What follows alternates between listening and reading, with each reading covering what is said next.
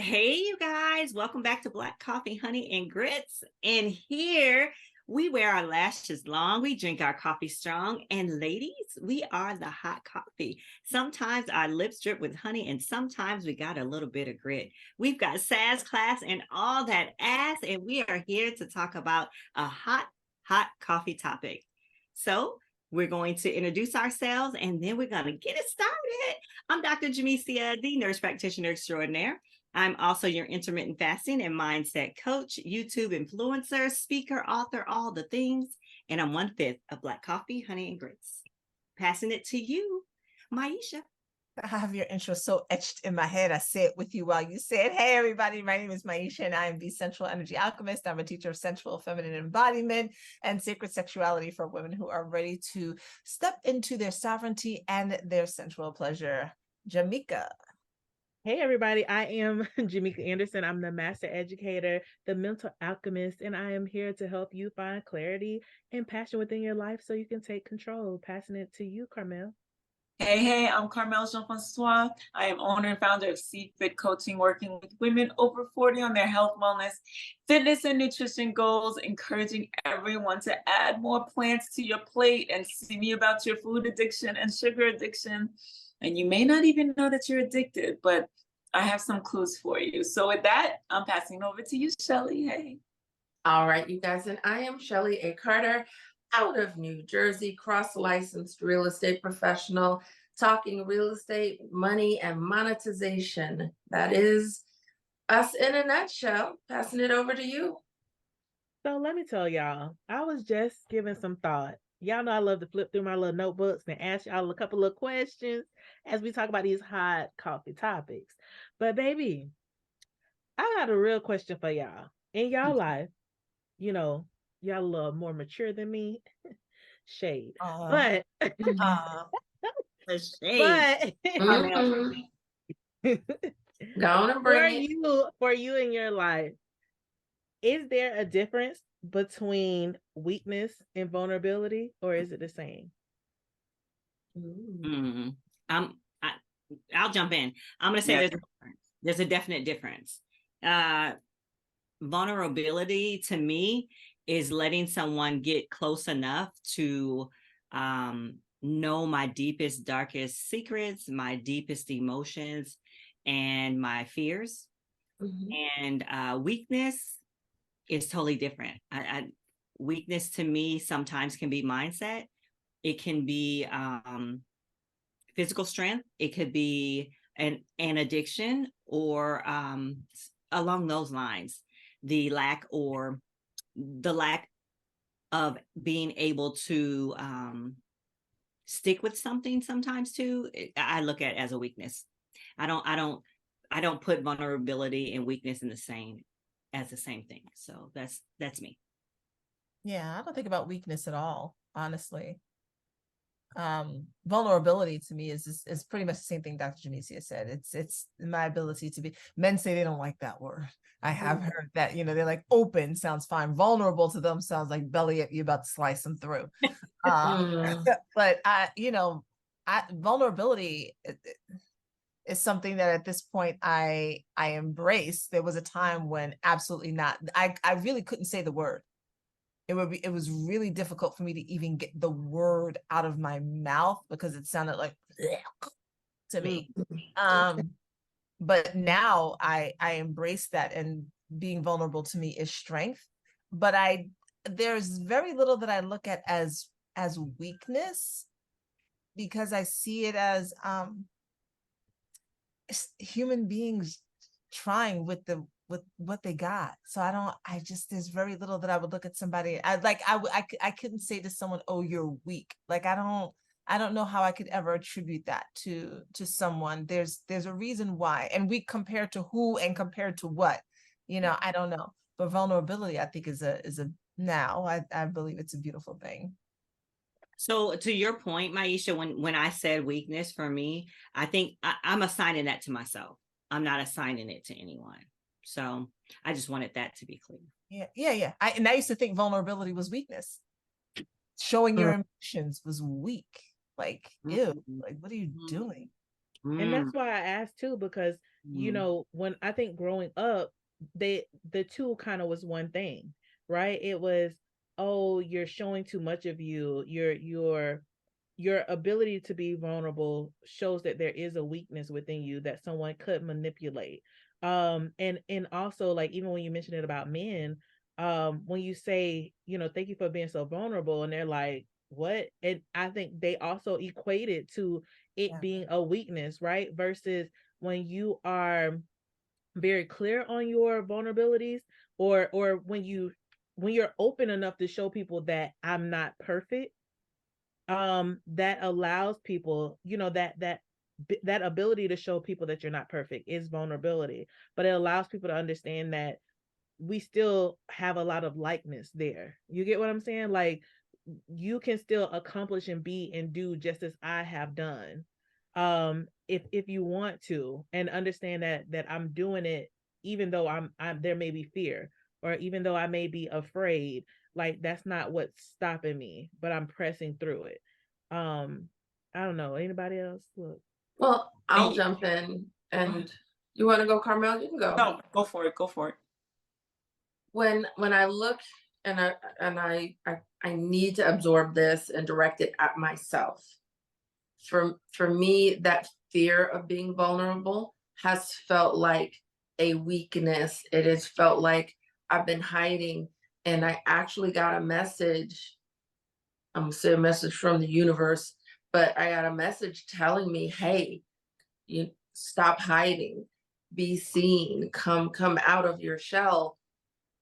And I have found growth in being transparent, but that still is something that triggers what I would call a weakness. It triggers the fear, it triggers the shyness. And it's still something that for me, it has to be okay. Now I'll switch it. When someone is opening up, and I feel like it takes a lot of work. It took a lot of work for me to start by just talking about me feeling shy and scared. And if someone is coming to me to express what they're going through, what they're feeling, where they're stuck, it is to me such a powerful moment. It is an exhibition of strength to move through that and still speak your truth. I would not want I wouldn't want to be someone to say, if a man comes to me and expresses something he's afraid of,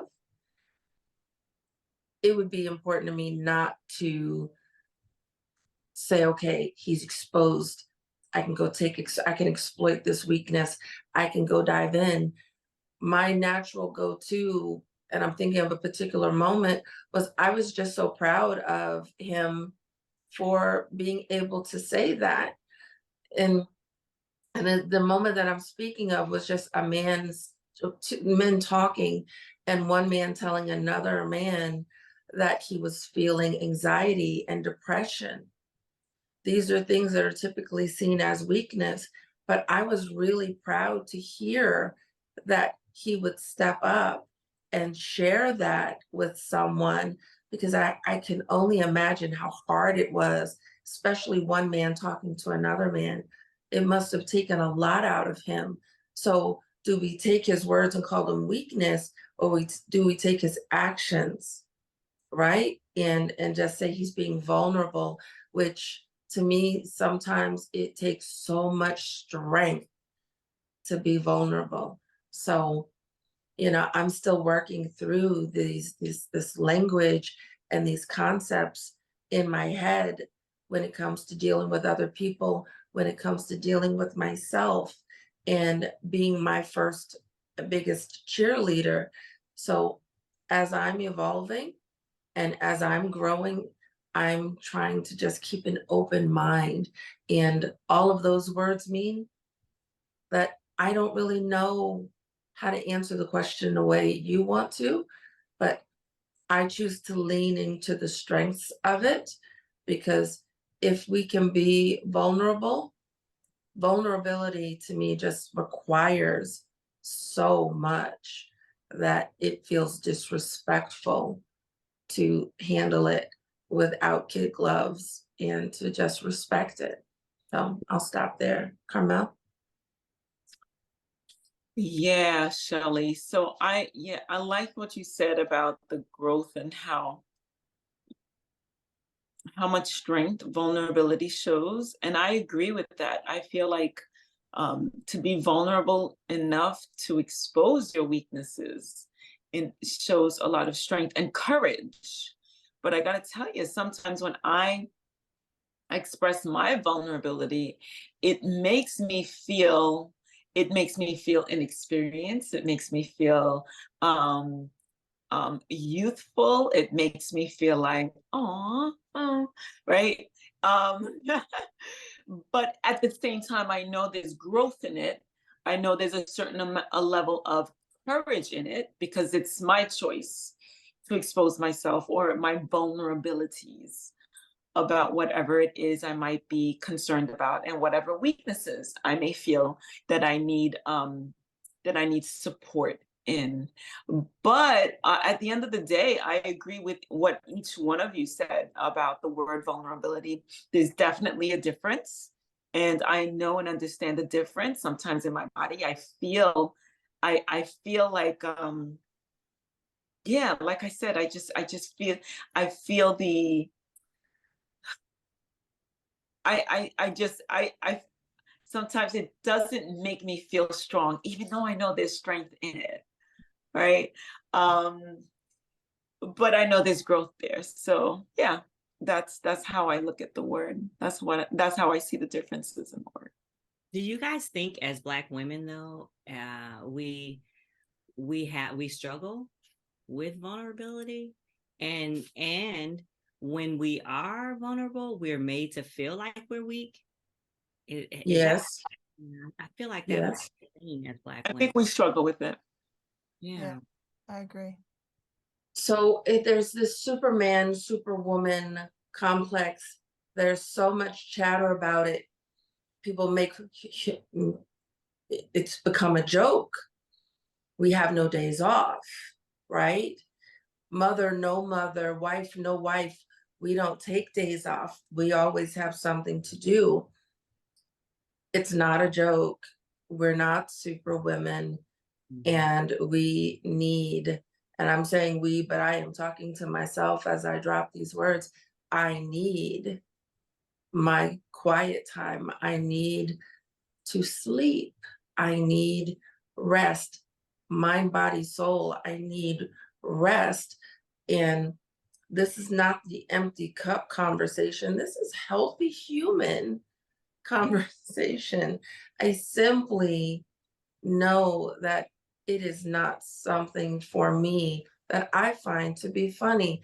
And I've laughed at the jokes, I've shared the cute little anecdotes, but underneath, no, there's no joke in this, because as women, as Black women, too much at this point in time, too much is expected. And for me, I think it's time to put that in check. So I I don't know.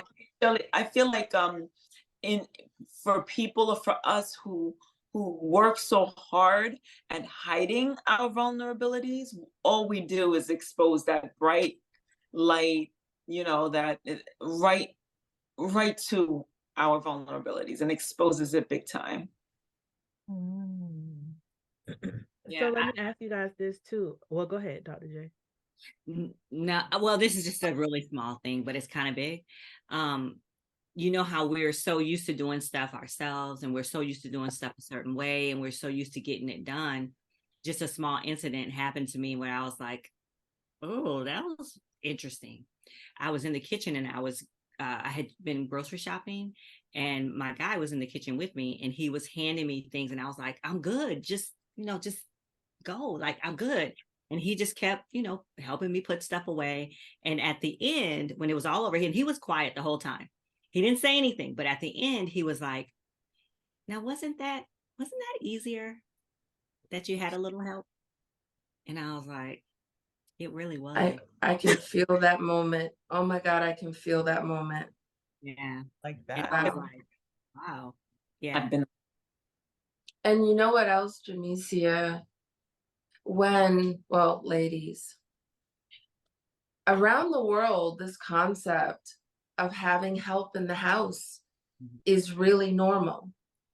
Outside of our community, it's more normal. But I have been made to feel like, because I've told you I cannot wait to get a housekeeper and a caregiver, and I'm so sad that there's a shortage right now. But I've been made to feel a little bit lazy just because I want to have a housekeeper. Because you want those things. You want help. I want help.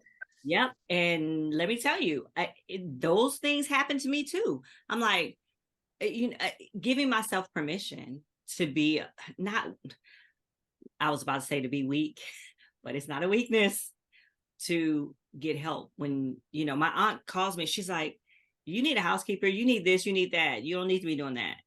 And I'm like, okay, you're right. Yeah. And some of the things that people don't talk about too, because I hear these conversations, right, with all the chatter, because y'all know that's what I love to call it. It's just noise.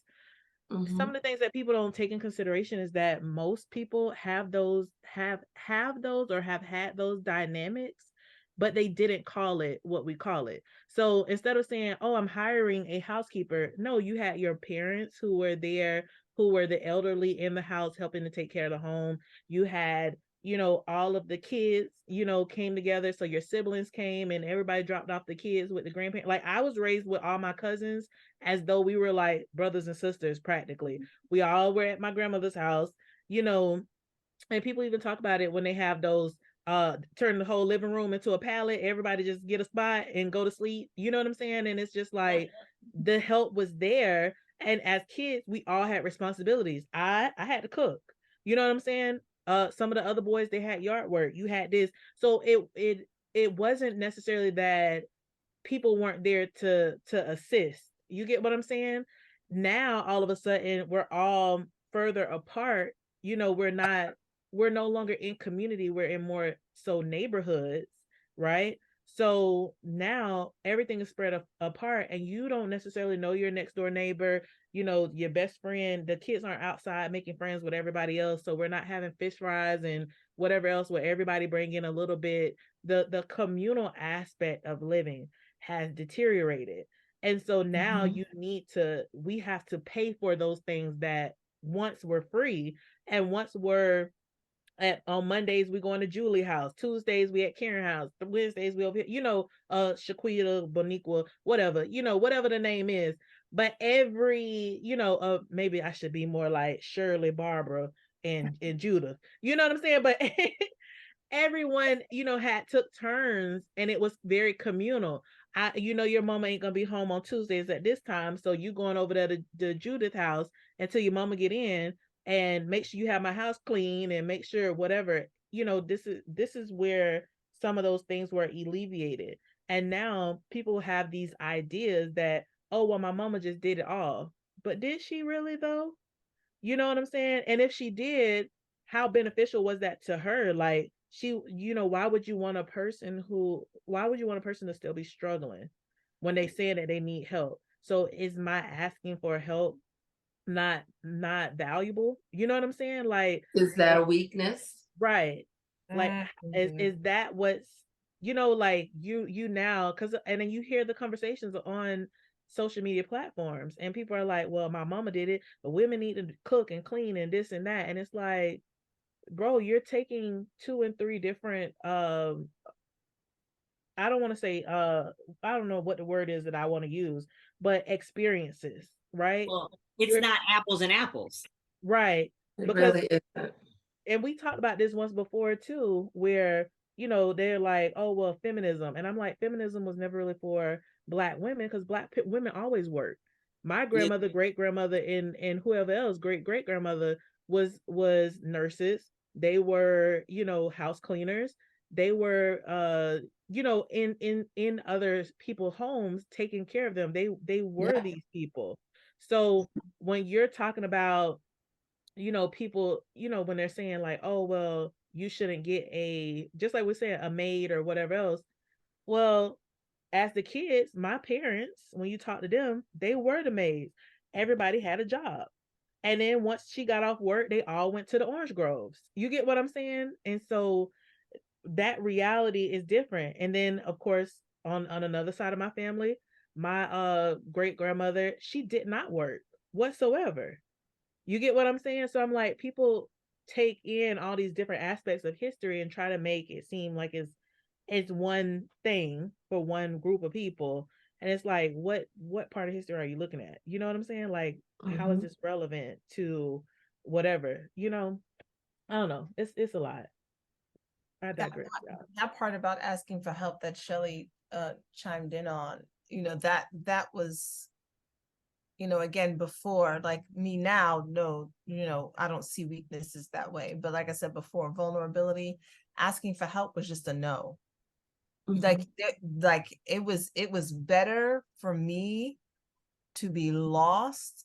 And I learned a lot about how to take care of myself and how to do things. It is better for me to be lost and figure it out myself than it was for me to ask for help. There was no option for me growing up to ask for help.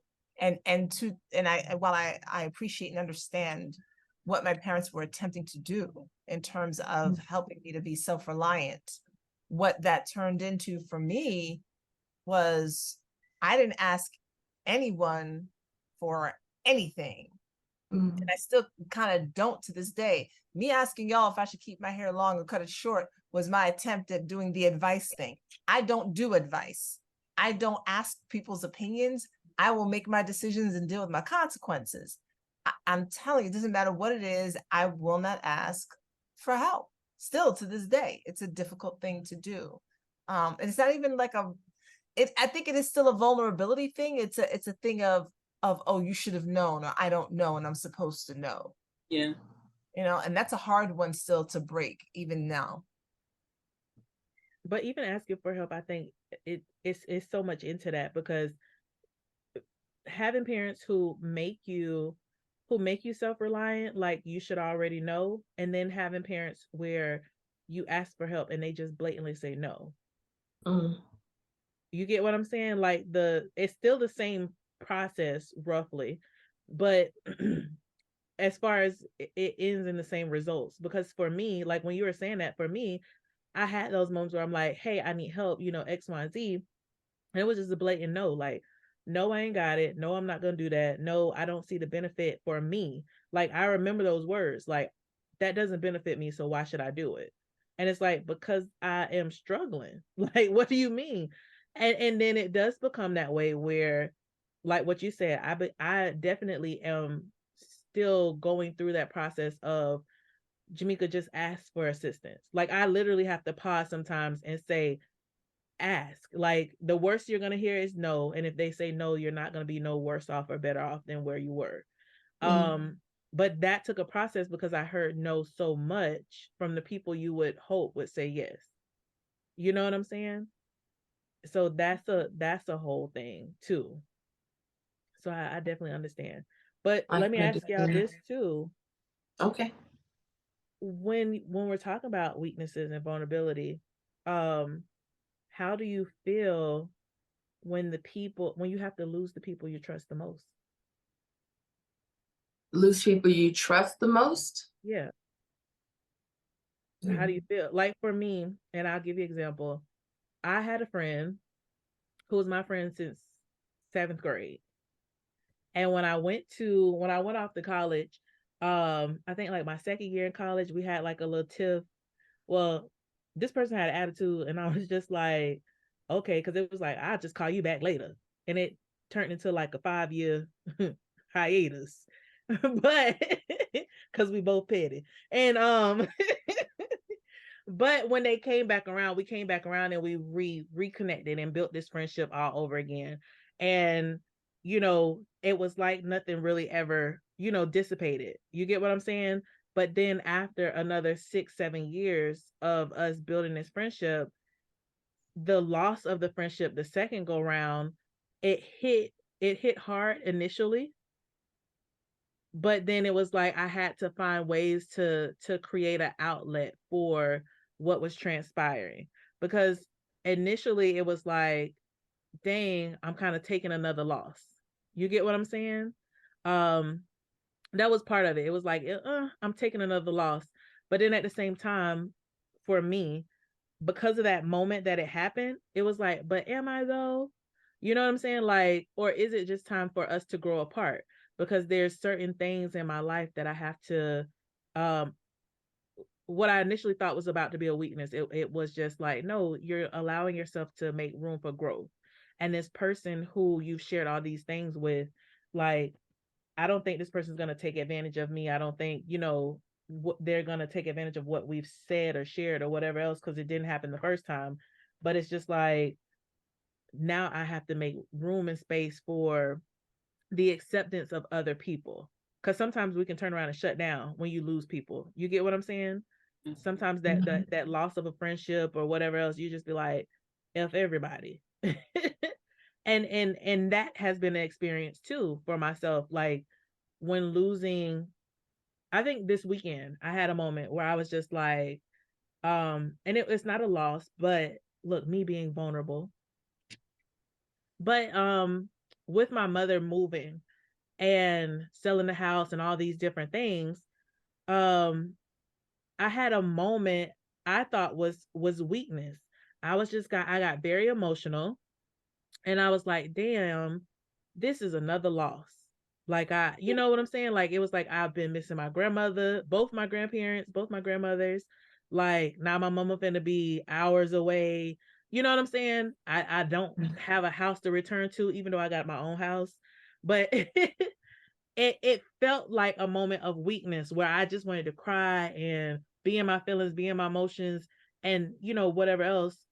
But one of my friends, because we talked about, the other day, these long-term relationships, they become helpful, because she was like, it's not a loss. But I was able to be vulnerable with her in that while I was crying. Because, usually when you start crying, you don't want nobody to be seeing you crying or hearing you crying or, whatever else, because it just make you cry a little bit more. But she was like, it's not a loss. And she was like, and you're not tied down to anything.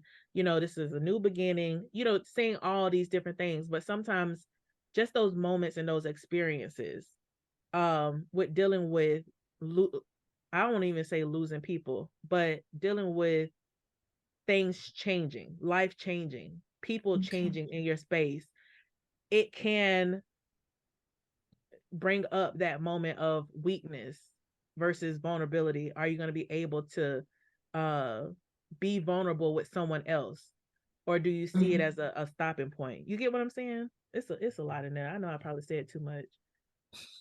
What's the question? It's clear. What? Not for me. Oh, No. What's the question? My question was, how do you deal with weakness and vulnerability when you're losing someone close to you? Okay. Or when you're going through different Maisha. changes? That's just clear for you. oh, yeah. Well, the way I understood the question was basically kind of, I mean, how do you deal? The first thing you said, Jamaica, was how do you deal with it when you lose someone you trust? Yeah. And these conversations are really, really good for me because it really helps me to understand I don't trust people. And I don't, right, and I've talked about how I don't collect people, I don't keep them in my life. And it's not that I don't care about people, and I don't think that people are disposable. It's not like that. Like, it's not a use and throw away, because I don't use people. But it's simply, there's never, for me, and we talk about childhood issues in different podcasts and stuff. For me, there's never a permanence to anything. And at this point, I don't know if that actually helps me in some ways, especially as I get older and people are going to be lost, or if it's a detriment to me. But either way, it is what it is. I don't, there's not a time that I can recall where I've lost someone that I've trusted, that, or someone, like, the people I've cried over have been like I think 2 dudes in my life. Like, I really shed tears over because I felt like I wanted to have them.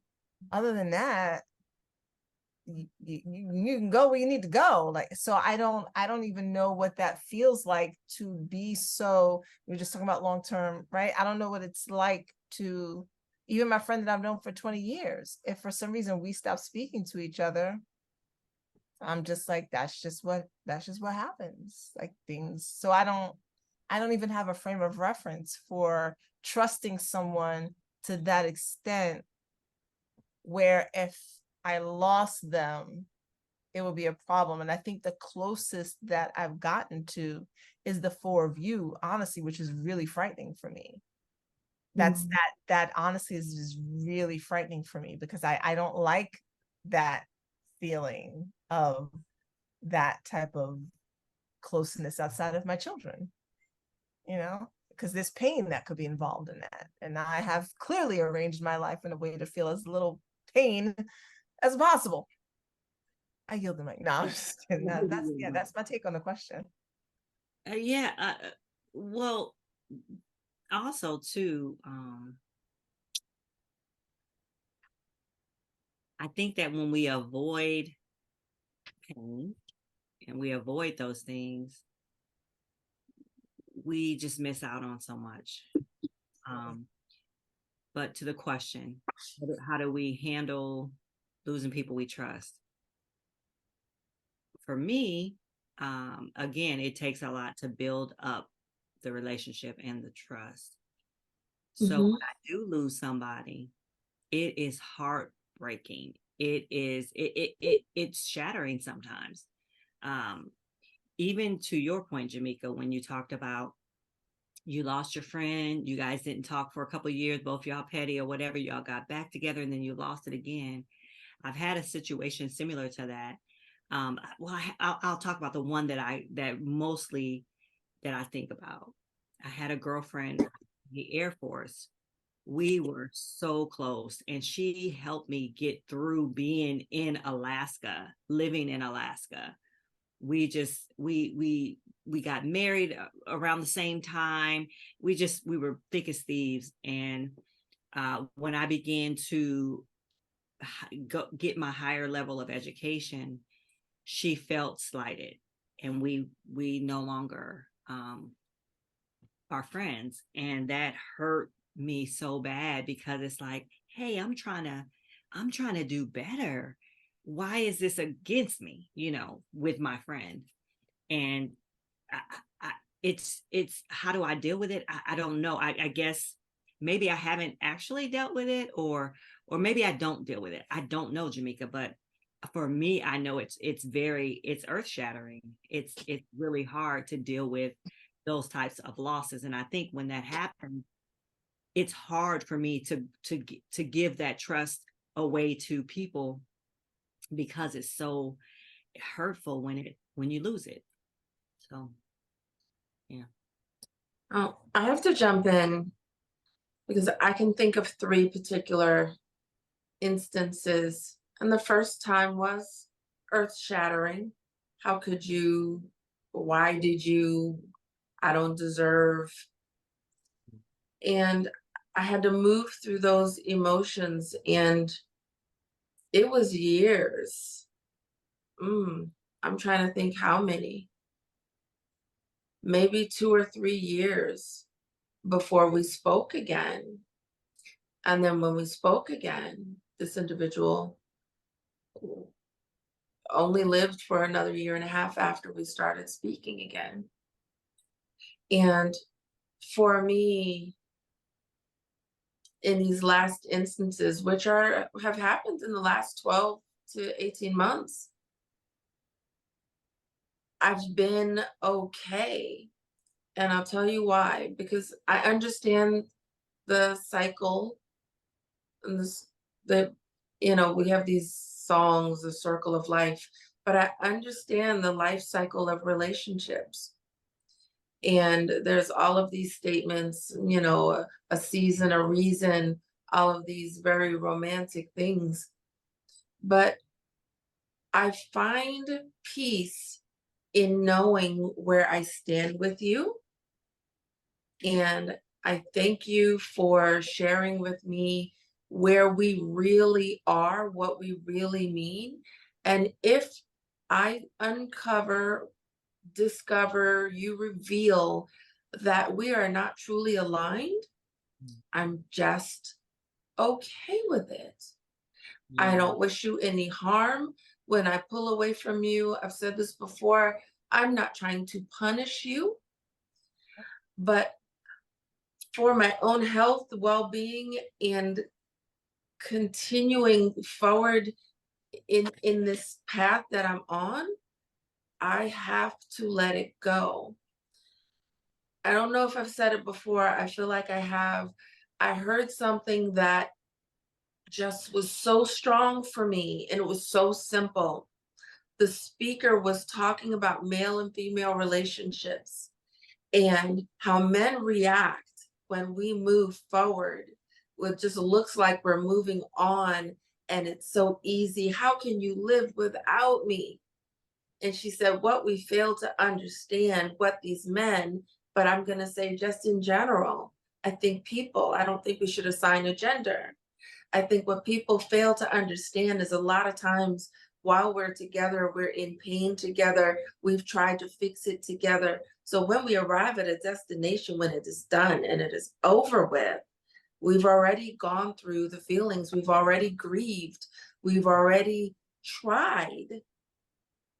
So for me, I've already been through that whole process by the time we arrive. Now, I can't speak to someone saying the sudden, but for me in my circumstances, when these relationships went to that next place where, like, okay, listen, I'll see you when I see you, I had already been full circle through everything. So I missed nothing. I missed no beats. I had already paid my dues. It is my time. It's about me. So that's it. It's my take. Shelley, I'm with you on that. Just to say, I think that's the same thing for me. I think the reason why it's easy in many ways, or was, because I'm not quite the same as I used to be, and I see that now. It's a little bit more like, I don't want to say attachment, but there's more of that. It was just, okay, clearly we're just not in alignment anymore. And I've gone through so many phases of growth in my life, and I'm different in so many ways. It would be awkward for me to still be friends with some of the people that I was friends with. We literally wouldn't have anything to talk about. We would just be holding on to the friendship because it existed. And I've tried that, and I end up feeling icky and just drained afterwards. And so it's like, we just gotta go. I mean, I've grown, maybe you haven't, or you've grown, maybe I haven't, but this is just no longer in alignment. And that, I think I'm okay with that. And so I just wish them well and send them on. I guess I don't feel so sad about it. It's not hateful at all. And Yeah. I feel that there's wisdom, maturity, growth in that. And, I know that's not going to be the case for everyone, right? But, I appreciate the solidarity. Yeah. I'm actually interested to hear what Carmel has to say, because yeah. Carmel was like hiding out, like, dang, I thought we was gonna. This kind of No. rolls into some other things. No. So with regard to experiencing loss or the end of a friendship, I remember experiencing the end of a friendship based on something that I had said. This particular friend, I snapped at her in her home in front of her guests, and it was bad. And then, I tried to apologize to her the next morning, like, everybody, like, all right, everybody calm down. And, I was going through something emotional, and I snapped at her and took it out on her. She took offense to it. Now, this girl was one tough cookie, because when I came to her the next morning, I went out in the morning, I had my run. We were all spending the weekend together. I come back and I wanted to apologize. She would not accept my apology. And she was my ride home. And I'm in her home upstate. What am I supposed to do now? Spent the rest of the weekend having her be mad at me, and having to kind of cling to the other friends that were there, and trying to kind of get from them, like, what do I do now? And I was sincerely sorry and trying to apologize, and she would not acknowledge it. She was human to me for the rest of the trip. But once we reached home and I tried to kind of like, hey, can we talk? She wanted nothing to do with me, nothing. And what was the hardest about it was that we shared mutual friends. And so now hanging out together was like, there was a pink elephant in the room. She wasn't talking to me. I was desperate to be her friend again. And I was, because I felt like, although I was in the wrong, I knew that, she played a certain amount of responsibility in the whole thing, because I sincerely tried to apologize for it. It took 6 months. And when we finally reacquaint, what do you call that? When we finally reconnected, we didn't have a discussion. She just kind of came around and showed me love like nothing happened. But in my mind, something happened. I went through 6 months of this pain, sharing mutual friends, being in the same space and not even trying not to even connect eyes with each other. And I felt like I was so vulnerable to her in trying to explain to her where I was coming from. And I exposed myself so much, and there was a lot of growth on my part. And I realized, yes, my action in it all, and part of the reason why I wanted to reconnect with her so badly was because we shared these mutual friends. That was, if not, then we would have just been on our separate ways. Yes, I probably would have mourned the relationship, but then that would have been it. But like I said, when we finally reconnected, she I'll see her till this day, and when I see her, it's like, and hugs and kisses, and in my mind, and it's not fake, it's authentic. She's like, I follow you on YouTube, I know all about your life, and I'm so proud of you, and and but in my mind, in my heart, I'm like, we never discussed we never discussed it.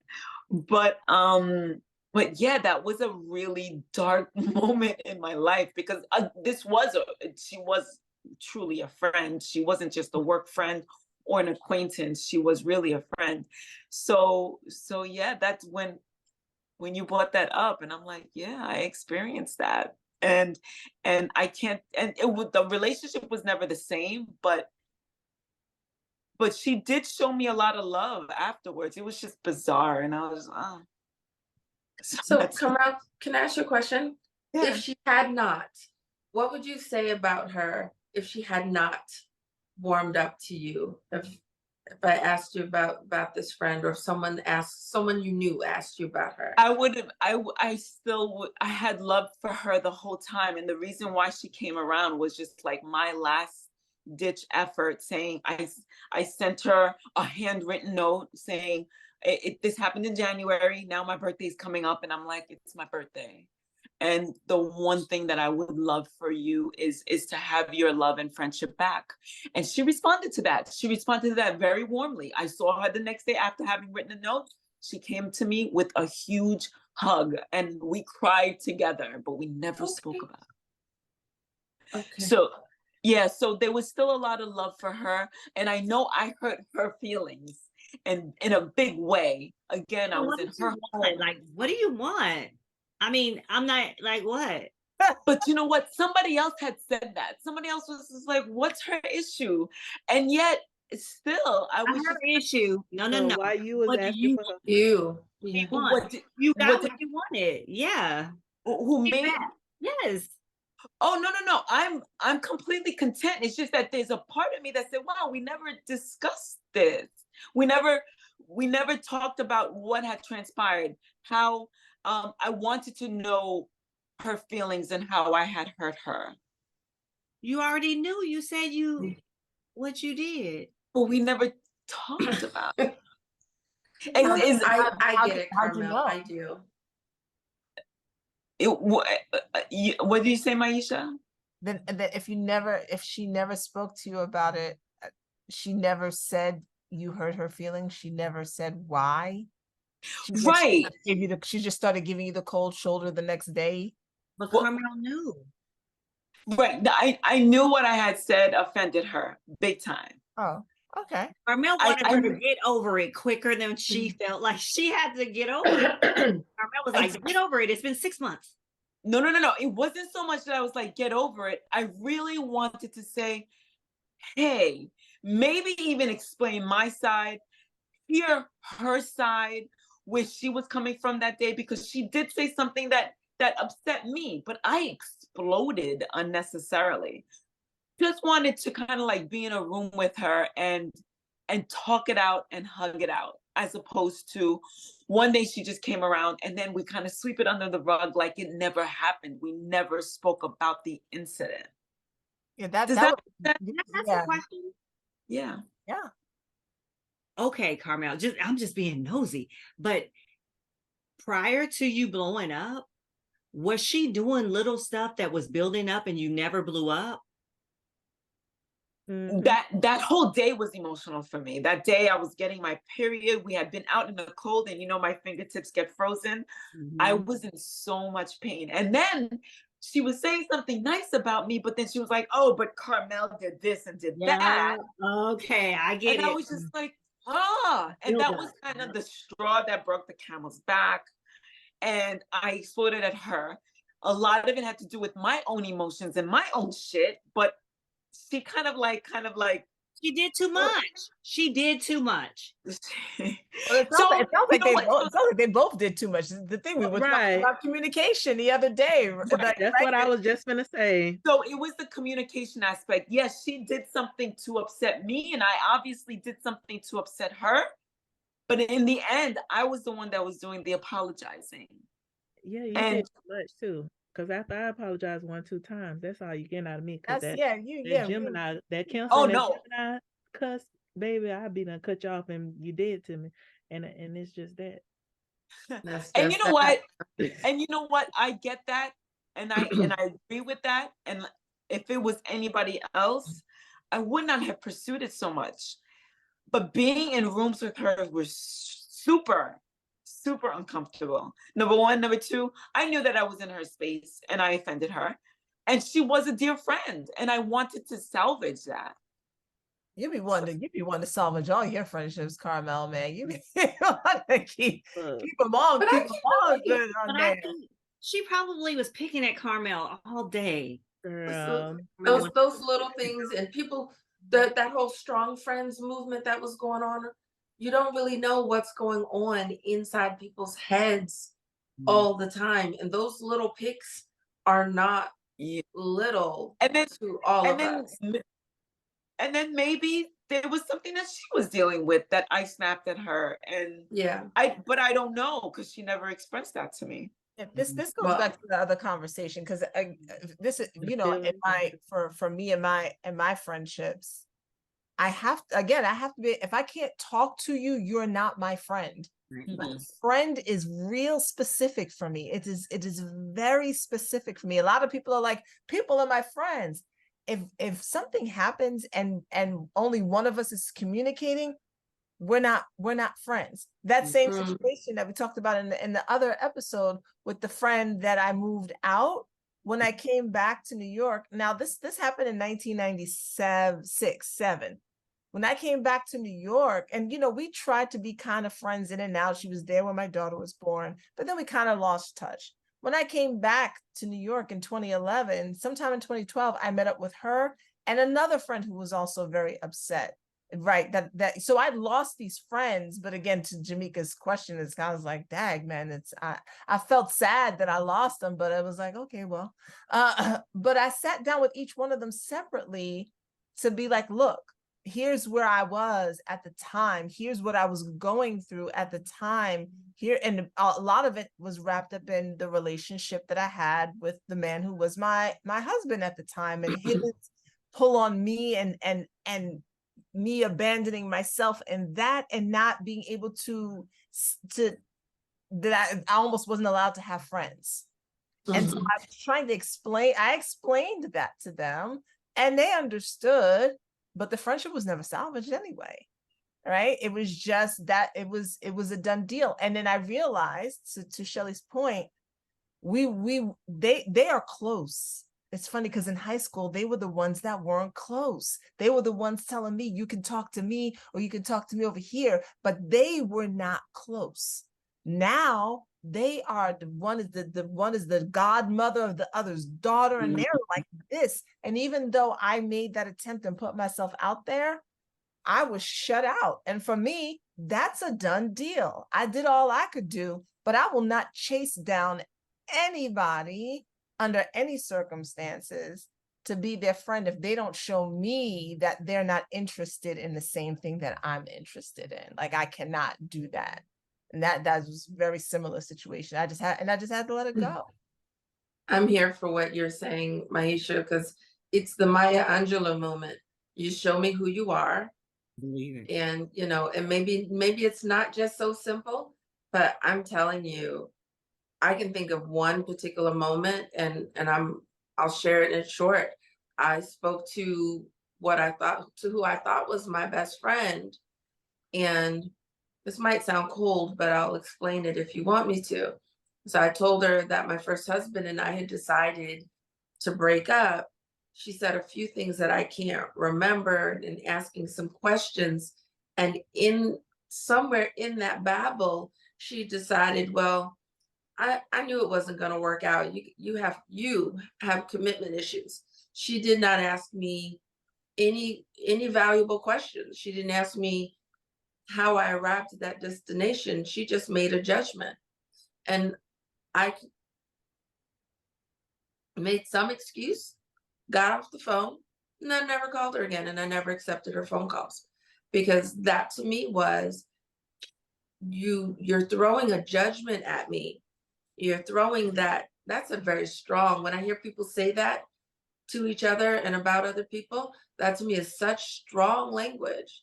And that you didn't invest the time into asking me, oh my God, how? When other people heard, it was like, wait a minute, you guys were the dream couple. What happened? But for you to just throw judgment, that lets me know you are holding on to that all along. And I was good. I never looked back. She reached out to me, Carmel, on that Facebook thing. I'm like, yeah, no, we're not doing that. We're not reconnecting. I'm leaving yesterday behind me. And we were not running in the same circles, Carmel's, which is why I'm calling you out specifically. I think if we were in a tighter social circle, we all know the same people, but yeah, I'm just not here for it. Once I know that we're not in alignment, we're not matched, you're not really for me, I'm just done. And I mean done. See, this back to the vulnerability question that we were talking about in the beginning. And I think for me, when I think in the back of my mind, well, in the front of it too, is if I call you friend, not acquaintance, not colleague, not somebody I know and I'm cool with, but if you're my friend, if something happens and I kind of act out of character, if you're my friend and you act out of character, and I'm gonna be like, oh, we're like this. You must be having a moment. Let me figure out what's happening here, because this isn't how we do. Like, I'm gonna sit down with you, and I need to know, is something else going on? And I ask her, is this something else going on? Is this about me, or is there something else happening here? But I won't, if you are my friend and you have a moment, I'm not gonna like, oh no, that's it. Because now that means I have to pretend around you. I can't bring my full self to you. I can't ever act like I'm upset for any reason. If I'm having a bad day elsewhere and I forget to let you know and I kind of blow up, you're going to look at me and be like, nope, bye, I can't be with you. Instead of saying, hey, is something else happening? And you're just kind of acting out. And then if you know me, you'll know I'm gonna be like, oh my God, yes. And I'm so sorry. And this is what happened 5 minutes before I got here. If you're my friend, that is the type of communication that we're doing. Otherwise, I got to be fake. And I can't, then we're not friends. This goes back to that vulnerability part. Yeah. I'm only gonna give you so much. I ain't got that much rope these days. So you don't turn sideways, Jamaica. Like, you're already ready to go. Look, I ain't got that much rope these days, because you can say that one more time, Jamaica. Like, Shoot. If you can't have a conversation with me before that, like, and I'm one of those people too, where I try to have, like, I can sense certain things are gonna happen. You know what I'm saying? So I'm trying to prevent a lot of stuff before we even get to the blow up.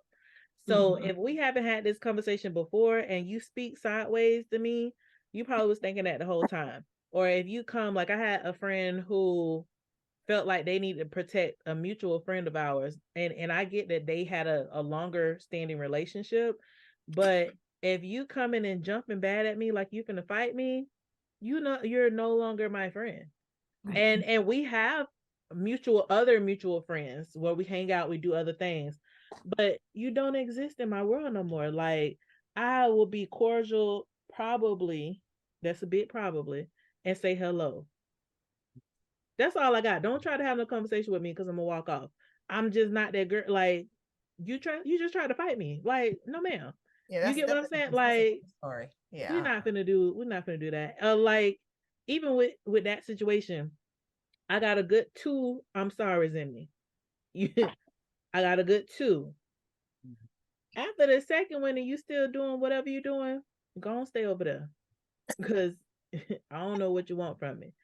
And I get everybody have to have certain stuff on their own time. Like, I definitely believe people need their own space to get their mind right or whatever else. But even that is about communication. Say, hey, right now, I hear you trying to apologize to me, but I can't deal with you right now.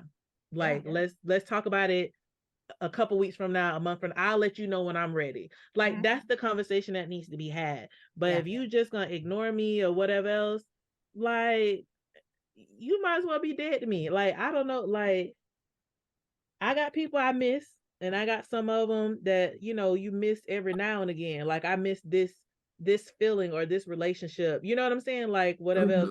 But then some people, it's just like R.I.P. Like, they just don't exist. They dead, but they alive. Like, I don't know. This conversation is going to change moment by moment, person by person. It is so unique. There's one story for each relationship, and there's no right and there's no wrong and there's no perfect formula. And I'm listening to each of you in little pieces in my head, and I'm looking at my different situations, and they're all so different. All I know is I strive for good communications, but sometimes the communications with myself, I know that no more communications are necessary. And then other times, okay, we need to talk about this. So I'm gonna have to deal with each of these situations as I face them. And I hope I don't have to face anytime soon. And she says, look, it's just about that value, the value of the person in your life. So I definitely get that. Well, y'all, let's wrap this bad boy on up. Put a little bow on top of it. We love y'all. Look, one time for the weakness versus vulnerability and losing people in relationships, but it's been good. Yeah. All right. Bye. See y'all later. Bye. All right, y'all. See you next time.